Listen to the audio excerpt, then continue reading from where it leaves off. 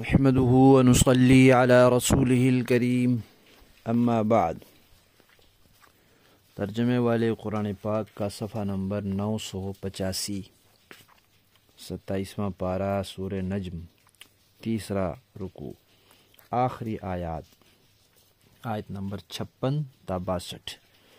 ان آیات میں سجدے کی آیت بھی ہے، اور جو آدمی اس کو خود پڑھتا ہے یا سنتا ہے براہ راست تو اس پر سجدہ واجب ہو جاتا ہے۔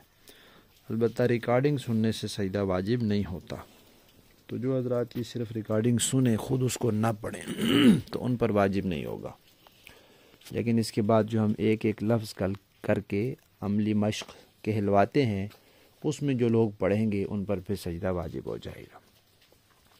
اعوذ باللہ من الشیطان الرجیم، بسم اللہ الرحمن الرحیم۔ هذا نذیر من النذر الأولى أزفت الآزفة ليس لها من دون الله كاشفة أفمن هذا الحديث تعجبون وتضحكون ولا تبكون وأنتم سامدون فاسجدوا لله واعبدوه صدق اللہ العظیم۔ سورت کے اندر توحید، رسالت اور قیامت تینوں کا تذکرہ آیا ہے۔ اب آخر میں آ کر تینوں سے متعلق اللہ تعالی نصیحت فرما رہے ہیں۔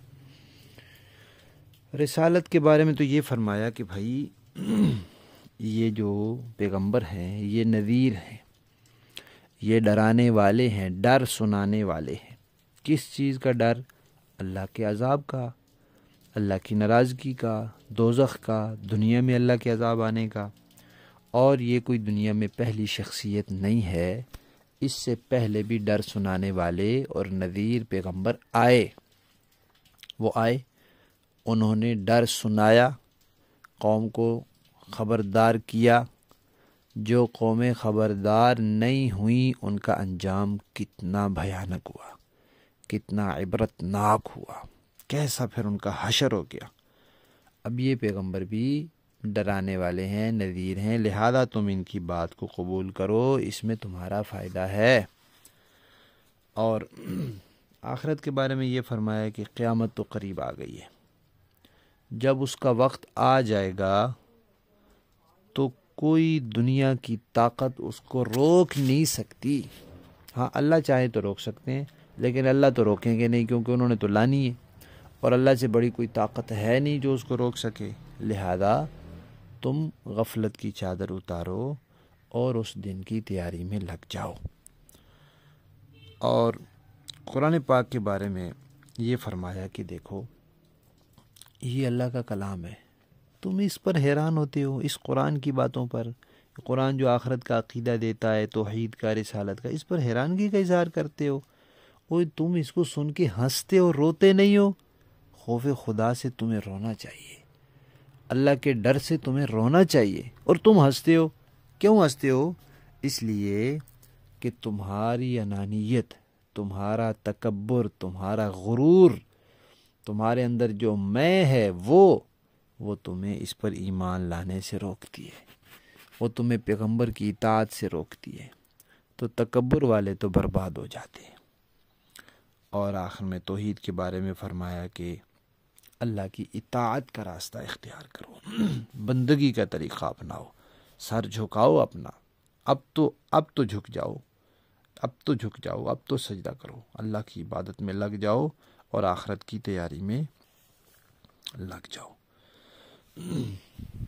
با محاورہ دیکھیں جی، لفظی معنی دیکھیں جی۔ ہاذا یہ، نذیرن ایک ڈر سنانے والے ہیں، من النذر الاولی پہلے ڈر سنانے والوں میں سے، جیسے پہلے آئے تھے یہ بھی ان میں سے ایک ہے۔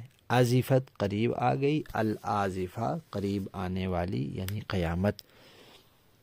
لیسا نہیں ہے، لہا اس کو، من دون اللہ اللہ کے سوا، کاشفہ کوئی ہٹانے والا۔ افا من کیا سے ہاد الحدیث اس بات سے اس قرآن سے تعجبون تم تعجب اور حیرت کرتے ہو وتضحکون اور تم ہنستے ہو ولا تبکون تم روتے نہیں ہو وانتم اور تم لوگ سامدون تکبر کرتے ہو. سامد کا معنی تکبر بھی ہے، سامد کا معنی غفلت بھی ہے، اور سامد کا معنی گانوں باجوں میں لگنا بھی ہے. یہ سارے کام وہ کرتے تھے. جب قرآن پڑھا جاتا تھا تو وہ اپنے گانے چھانے بجاتے تھے، تکبر بھی کرتے تھے، غافل بھی تھے. تو لہذا فسجدو سجدہ کرو للہ اللہ کے سامنے، وعبدو اور اسی کی عبادت کرو. یہی یہاں ہی پہنچ کر سب نے سجدہ کیا تھا جس کا سورج کے آغاز میں تذکرہ کیا گیا ہے. حوالہ دیکھیں. هذا نذیر من النذر الاولی، یہ پیغمبر بھی پہلے خبردار کرنے والے پیغمبروں کی طرح ایک خبردار کرنے والے ہیں. آزفۃ الآزفہ، جو گھڑی جلد آنے والی ہے وہ قریب آ پہنچی ہے. لیس لها من دون اللہ کاشفہ، اللہ کے سوا کوئی نہیں ہے جو اسے ہٹا سکے. افمن هذا الحدیث تعجبون، کیا تم اسی بات پر تعجب اور حیرت کرتے ہو. وتضحکون ولا تبکون، اور اس کا مذاق بنا کر ہنستے ہو اور خوف خدا سے روتے نہیں ہو. وانتم سامدون، جبکہ تم تکبر کے ساتھ کھیل کود اور غفلت میں پڑے ہوئے ہو.